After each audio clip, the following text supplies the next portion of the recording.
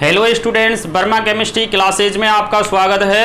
हमारा चैप्टर चल रहा है इलेक्ट्रोकेमिस्ट्री विद्युत रसायन, जिसमें आज हम फैराडे के विद्युत अपघटन के नियमों के बारे में पढ़ेंगे।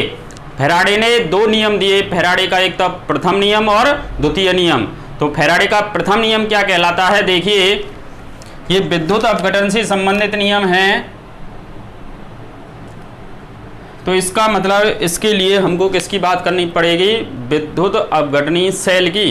तो विद्युत अपघटनी सेल की जब बात करें तो हमने एक विद्युत अपघटनी सेल लिया।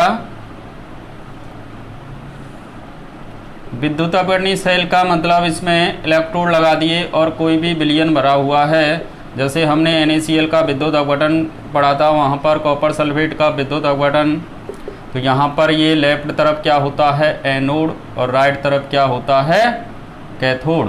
ये एनोड है, ये कैथोड। दोनों को एक विद्युत स्रोत बैटरी से जोड़ दिया। एनोड पर यहाँ पर पॉजिटिव चार्ज और कैथोड पर नेगेटिव चार्ज होता है। ये दो इलेक्ट्रोड हैं।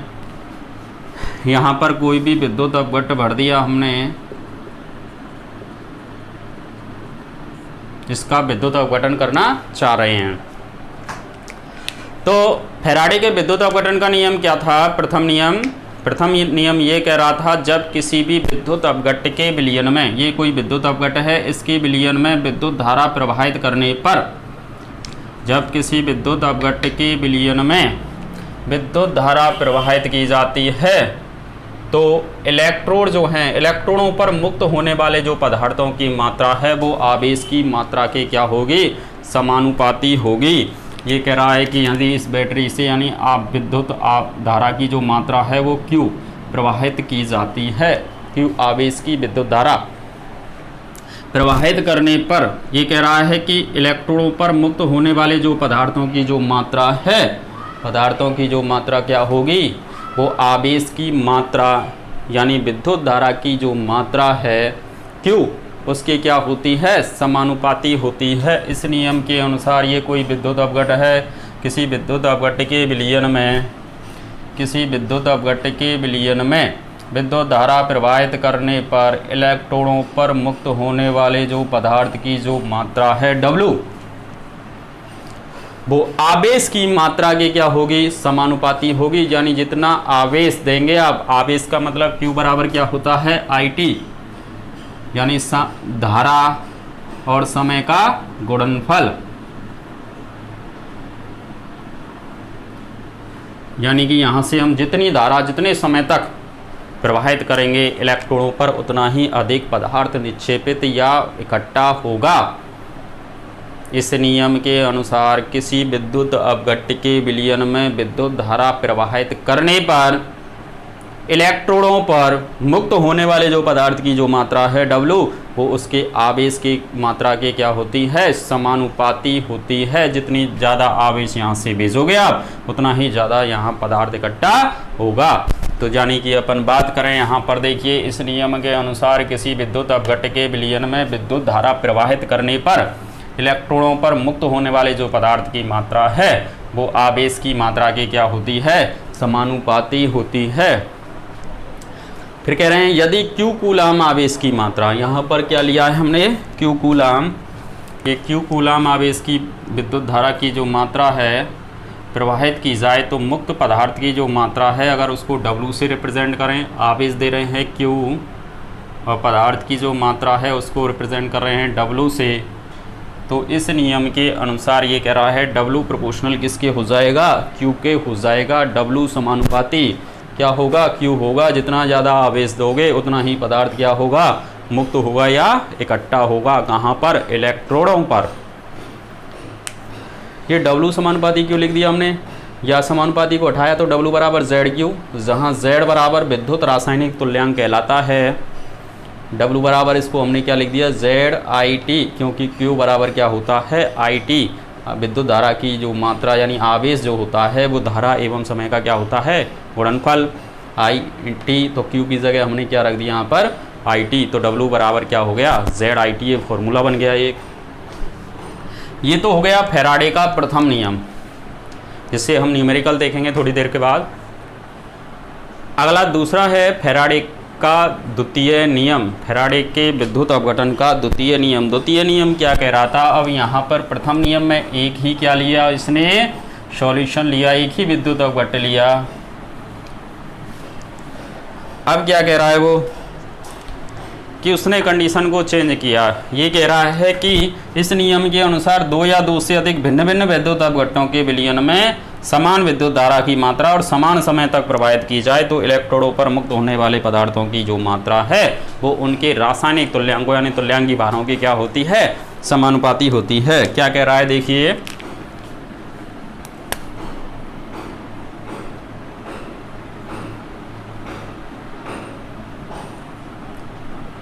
माना ये 2 विद्युत अपघट्ट हैं। अब इन दोनों विद्युत अपघट्ट में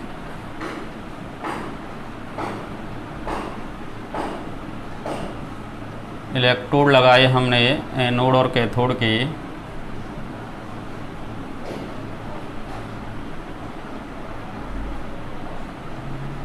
ये एनोड, ये कैथोड, ये एनोड, ये कैथोड।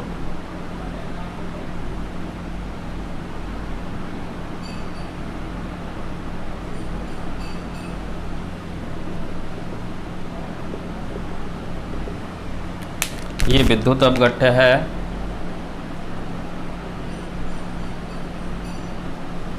इसमें भी विद्युत अपघट्ट है। जैसे माना इसमें कॉपर सल्फेट है और इसमें क्या है, AgNO3, AgNO3।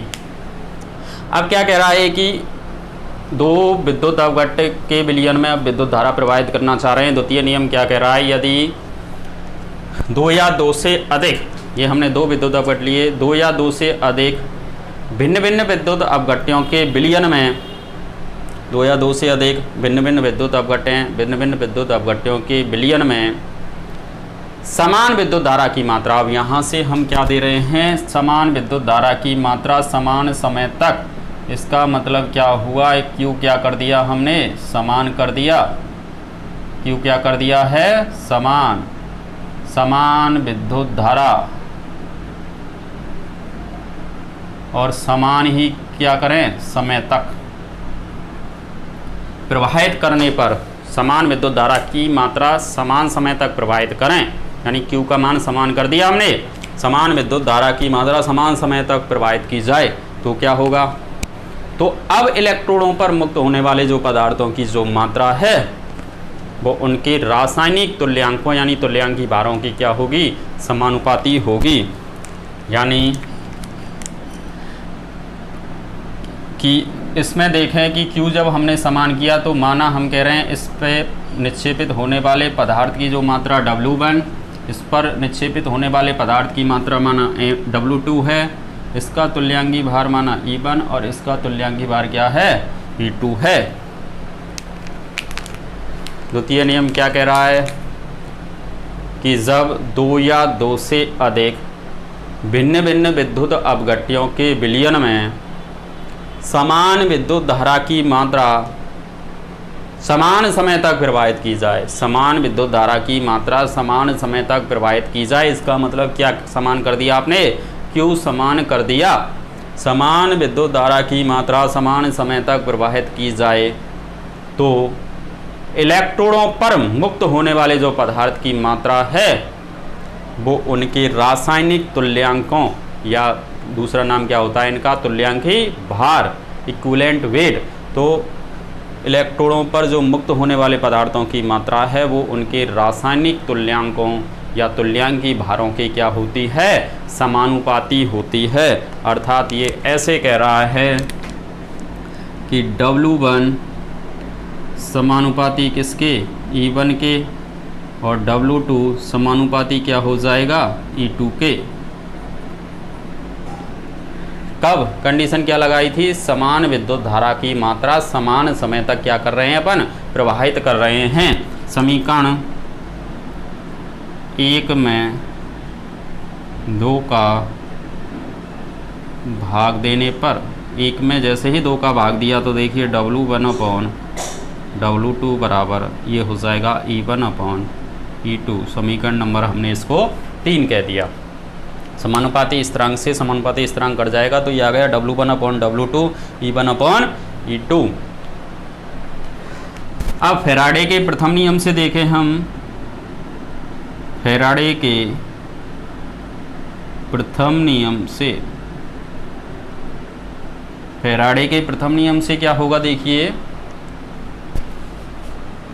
हम जानते हैं W बराबर क्या होता है ZIT, या W बराबर हम क्या कहते हैं Z1IT, और W2 बराबर क्या हो जाएगा Z2IT। I को हमने 1 और 2 क्यों नहीं किया, क्योंकि यहाँ पर कंडीशन लगाई है उसने समान विद्युत धारा समान समय तक प्रवाहित करने पर, समान विद्युत धारा की मात्रा समान समय तक प्रवाहित करने पर। तो इसमें इससे हमने W1/W2 निकाला तो ये क्या हो जाएगा Z1/Z2। एक समीकरण ये आ गया, इसको समीकरण नंबर हमने क्या कह दिया 4। इसमें इसका भाग दिया तो ये आ गया। एक में W1/W2 E1/E2 के बराबर है और एक में क्या है Z1/Z2 के बराबर है। तो हम इसको क्या लिख दें, ये W1/W2 बराबर E1/E2 बराबर Z1/Z2। ये एक नया फॉर्मूला प्राप्त हो गया।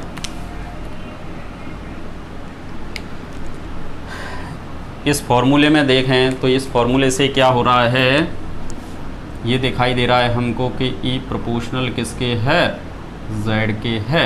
E समानुपाती किसके दिखाई दे रहा है हमको Z के। E समानुपाती Z, या E बराबर क्या हो जाएगा FZ। F यहाँ हमने एक फैराडे स्थिरांक लगा दिया तो एक संबंध और निकल के आ गया E बराबर FZ, यानी E समानुपाती Z। तो ये कंडीशन क्या बनी कि यदि 2 या 2 से अधिक भिन्न भिन्न विद्युत अपघटनों के विलयन में समान विद्युत धारा की मात्रा समान समय तक प्रवाहित की जाए तो रासायनिक जो तुल्यांक हैं, यानी तुल्यांक की जो भार हैं वो किसके समानुपाती होते हैं विद्युत रासायनिक तुल्यांक के। ये रासायनिक तुल्यांक और ये विद्युत रासायनिक तुल्यांक है। देखिए ये Z बराबर क्या माना है हमने विद्युत रासायनिक तुल्यांक, और E बराबर क्या है तुल्यांक ही भार या तुल्यांक रासायनिक तुल्यांक। तो ये कह रहा है कि जब 2 या 2 से अधिक भिन्न भिन्न विद्युत अपघटनों के विलयन में समान विद्युत धारा की मात्रा समान समय तक प्रवाहित की जाए तो उनके जो रासायनिक तुल्यांक होते हैं वो उनके विद्युत रासायनिक तुल्यांकों के क्या होते हैं समानुपाती होते हैं। ये केस लिखा था हमने जब 2 या 2 केवल क्या लिए जाएं 2 विद्युत अपघट्य लिए जाएं। अब हमने क्या किया कि 2 की जगह हमने क्या लिए 3 विद्युत अपघट्य लिए माना।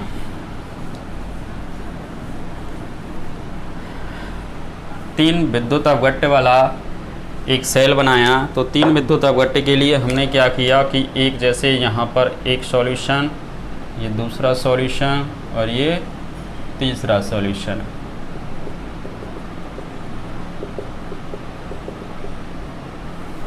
इसमें है कॉपर सल्फेट, एक में है AgNO3, एक में है H2SO4। ये 3 सॉल्यूशन हैं और इलेक्ट्रोड लगा दिए हमने इसमें ऐसे। ये हाइड्रोजन वाला इलेक्ट्रोड हो गया। इसमें ये प्लेटिनम का वायर है और यहाँ से प्रवाहित कर रहे हैं हाइड्रोजन गैस। इनको आपस में जोड़ दिया और इसको ये बैटरी से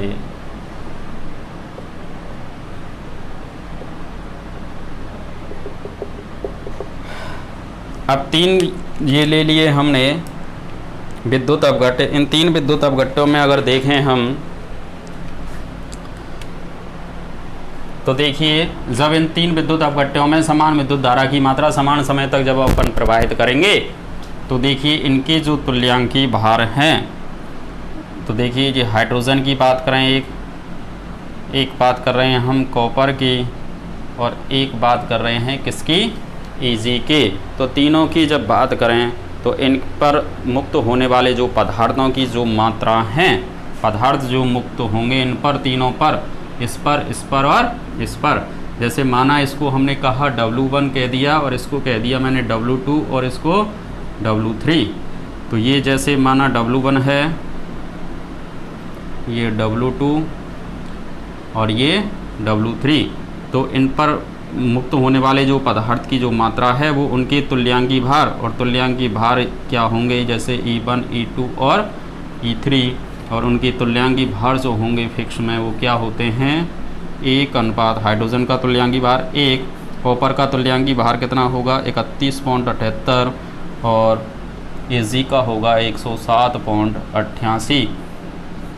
तो ये कह रहा है यदि हमने 3 विद्युत अपघट्ट लिए और 3 विद्युत अपघट्ट, एक में कॉपर सल्फेट, एक में AgNO3 और एक में H2SO4, और इनमें समान विद्युत धारा की मात्रा समान समय तक अगर प्रवाहित की जाए तो इन पर मुक्त होने वाले जो पदार्थों की जो मात्रा है वो उनकी रासायनिक तुल्यांकों के क्या होती है, समानुपाती, यानी तुल्यांकी भार वो समानुपाती होगी। हाइड्रोजन का तुल्यांकी भार होता है 1, तो इस पर निक्षेपित होने वाले पदार्थ की जो मात्रा है वो क्या होगी 1।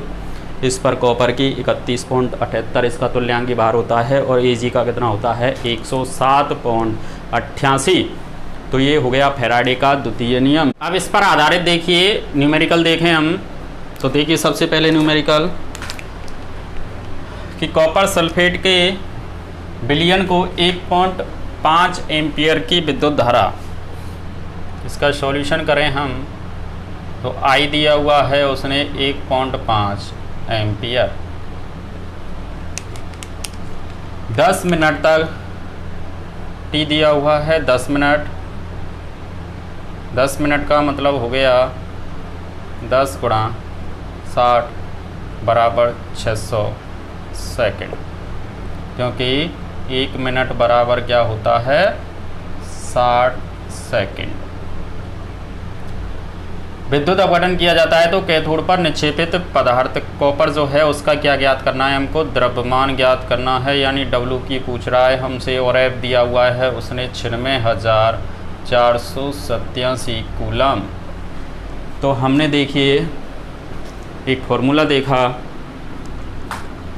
फॉर्मूले की बात करें अभी हमने जब सिद्ध किया था कि E प्रोपोर्शनल क्या था Z, या E बराबर क्या आ रहा था FZ। इसमें से अगर मैंने Z निकाला तो Z बराबर क्या हो गया E/F। ये समीकरण 1 देखें। और फैराडे के प्रथम नियम से क्या कहता है W बराबर ZQ, W बराबर ZQ। इसको समीकरण 2 कहा। तो देखिए समीकरण 1 व 2 से इसमें Z का मान इस समीकरण 1 से रखा हमने, तो देखिए ये प्राप्त हो गया W बराबर Z का मान रखा EQ/F, EQ/F, या इसको हम ऐसे भी कह सकते हैं EIT/F।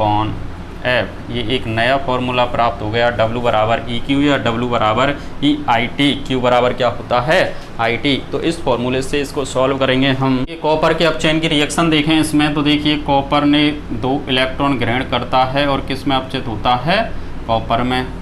इसके लिए हम जब तुल्यांकी भार निकालेंगे E निकालना है। E बराबर क्या होगा, E बराबर होता है परमाणु भार बटे उसकी संयोजकता। परमाणु भार दे रखा है तो परमाणु भार, अणु भार दे रखा है तो अणु का भार, और आयन दे रखा है तो आयन का भार। तो कॉपर का भार कितना होता है, कॉपर का आयन का 63.5, और इसमें संयोजकता का भाग दे दिया 2। ये किसका मान प्राप्त हो गया, E का मान प्राप्त हो गया।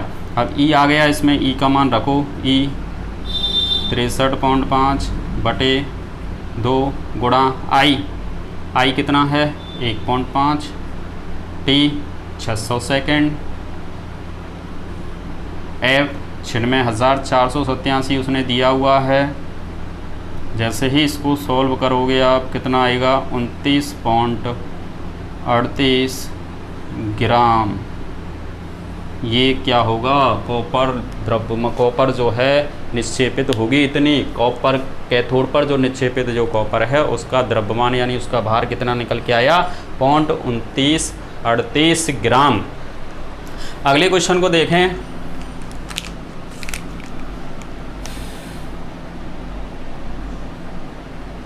अगले क्वेश्चन को देखिए कि कॉपर सल्फेट तथा AgNO3 दो विद्युत अपघट्य दिए हुए हैं, समान विद्युत धारा की मात्रा। समान विद्युत धारा की मतलब ये फैराडे के द्वितीय नियम से क्वेश्चन है, ये फैराडे के प्रथम नियम से था और द्वितीय नियम से समान विद्युत धारा की मात्रा प्रवाहित करने पर 1.25 ग्राम कॉपर और 4.25 ग्राम क्या निक्षेपित हो रहा है, सिल्वर। यानी कॉपर W कॉपर का वो कितना है 1.25 ग्राम, W Ag का सिल्वर का 4.25 ग्राम। यदि Ag का तुल्यांगी भार Ag का कितना दिया हुआ है 107.9 U और तुल्यांगी भार किसका पूछा है, कॉपर का। तो E हमको ज्ञात करना है किसका, कॉपर का। तो देखिए जब हमने फैराडे का द्वितीय नियम पढ़ा था तो उसमें क्या देखा था कि हमने कहा था W1/W2 बराबर E1/E2 ऐसे कहा था, यानी इस फॉर्म में ही लिखें हम इसको। तो देखिए इसको मैंने जैसे कॉपर कहा Cu और ये क्या हो गया Ag, ये कॉपर के आगे कॉपर और Ag के आगे Ag। और हमको ज्ञात क्या करना है ECU बराबर W कॉपर का अपॉन W Ag का इंटू Ag। इनका क्या कर देंगे, अब गुणा कर देंगे। देखिए प्राप्त हो जाएगा तुल्यांगी भार W कॉपर का कितना दिया हुआ है 1.25, W Ag का 4.25 गुणा Ag 107.9 और ये प्राप्त हो जाएगा कितना 31.7 U। यानी कॉपर का तुल्यांगी भार कितना प्राप्त हो गया 31.7। तो ये हमने देखा फैराडे के प्रथम नियम से और ये फैराडे के द्वितीय नियम से।